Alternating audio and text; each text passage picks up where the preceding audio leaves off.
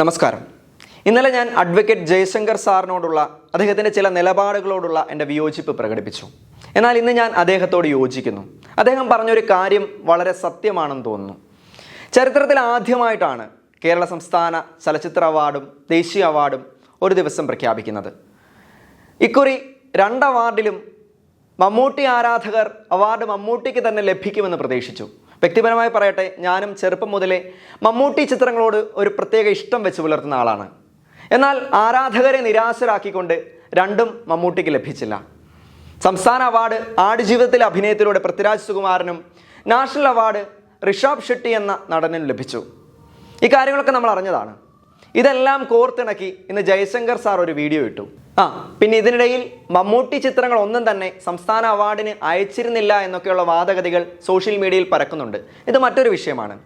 Advocate Jaishankar sir മമ്മൂട്ടിയോട് ചോദിക്കുന്നു, ഇനി വേണോ ഈ അവാർഡ് എന്ന്.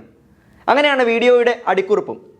ജയശങ്കർ സാർ പറഞ്ഞു വെക്കുന്നത് വളരെ ശരിയാണ്. എന്തുകൊണ്ടും വളരെ പ്രസക്തിയുള്ള ഒരു ചോദ്യം തന്നെയാണ്. മമ്മൂട്ടി എന്ന മഹാനടന് ഇനി ഇപ്പോഴത്തെ യുവനടന്മാരോട് മത്സരിച്ച് ഒരു അംഗീകാരം ലഭിക്കേണ്ടുന്ന ആവശ്യകതയില്ല. അദ്ദേഹത്തിൻ്റെ കഴിവിനെ ലോകമെമ്പാടുമുള്ള ആളുകൾ അംഗീകരിച്ചു കഴിഞ്ഞതാണ്. ജയശങ്കർ സാർ ONVയെയും നമ്മുടെ സ്വന്തം ദാസേട്ടനെയുമൊക്കെ ഉദാഹരണമായി ചൂണ്ടിക്കാട്ടിക്കൊണ്ടാണ് ഇത് പറഞ്ഞു വെക്കുന്നത്. ഇവരെല്ലാം ഒരു കാലഘട്ടം കഴിഞ്ഞപ്പോൾ തങ്ങളെ അവാർഡിൽ പരിഗണിക്കുന്നതിൽ നിന്ന് ഒഴിവാക്കണമെന്ന് അങ്ങോട്ട് റിക്വസ്റ്റ് ചെയ്തവരാണ്, സ്വയം ഒഴിവായവരാണ്. ഇതൊരിക്കലും ഒരു ചെറുതാകലല്ല. പുതുതലമുറയിലെ കലാകാരന്മാർക്ക്, അതല്ലെങ്കിൽ ഇതുവരെ പരിഗണിക്കപ്പെടാതെ പോയ മറ്റ് സുഹൃത്തുക്കൾക്ക് ഒരു അവസരം കൊടുക്കലാണ്. മമ്മൂട്ടിയുടെ തന്നെ കാര്യമെടുത്താൽ നമുക്കറിയാം, നടൻ സുകുമാരനോട് മത്സരിച്ച് അവാർഡ് വാങ്ങിച്ച അദ്ദേഹത്തിൻ്റെ മക്കൾക്കൊപ്പം ഇന്നത്തെ കാലത്തും മത്സരിച്ച് കഴിവ് തെളിയിക്കുക എന്നത് ഒരു അത്യാവശ്യമല്ല. മമ്മൂക്ക തന്നെ ഒരിക്കൽ പറഞ്ഞിട്ടുണ്ട്, അദ്ദേഹത്തിൻ്റെ സിനിമയോടുള്ള ആർത്തിയാണ് ഇപ്പോഴും വളരെ വ്യത്യസ്തമായ വേഷങ്ങൾ കൈകാര്യം ചെയ്യാൻ അദ്ദേഹത്തെ പ്രേരിപ്പിക്കുന്നതെന്ന്. ഏതാണ്ട് ഇതുപോലൊന്ന് നമ്മുടെ ദാസേട്ടനും പറഞ്ഞിട്ടുണ്ട്. അവാർഡുകൾക്കൊക്കെ അപ്പുറം ആ കലയോടുള്ള സ്നേഹത്തെക്കുറിച്ച് ജയശങ്കർ സാർ പങ്കുവെച്ച ഈ വിഷയം എന്തുകൊണ്ടും ചിന്തിക്കേണ്ടുന്ന ഒരു കാര്യം തന്നെയാണ്.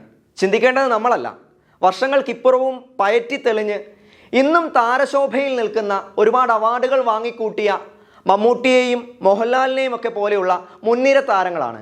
ഇങ്ങനെ ഒരു നീക്കം അവരുടെ ഭാഗത്ത് നിന്ന് ഉണ്ടായാൽ, ഇത്തരം അവാർഡുകളിൽ നിന്ന് തങ്ങളുടെ പേരുകൾ ഒഴിവാക്കാൻ അവർ ആവശ്യപ്പെട്ടാൽ, ഇവിടെ അവർക്ക് ലഭിച്ച താരശോഭയ്ക്കും അംഗീകാരങ്ങൾക്കും യാതൊരു ഭംഗവും വരുന്നില്ല. മാത്രമല്ല, പുതിയ പിള്ളേർക്ക്, പുതുതലമുറയിൽ അല്ലെങ്കിൽ കഴിവുണ്ടായിട്ടും ഇപ്പോഴും അവാർഡ് വാങ്ങിക്കാൻ പറ്റാതെ പോയ സഹപ്രവർത്തകരായ തങ്ങളുടെ സുഹൃത്തുക്കൾക്ക് അതൊരു അവസരം കൊടുക്കൽ കൂടിയാകും.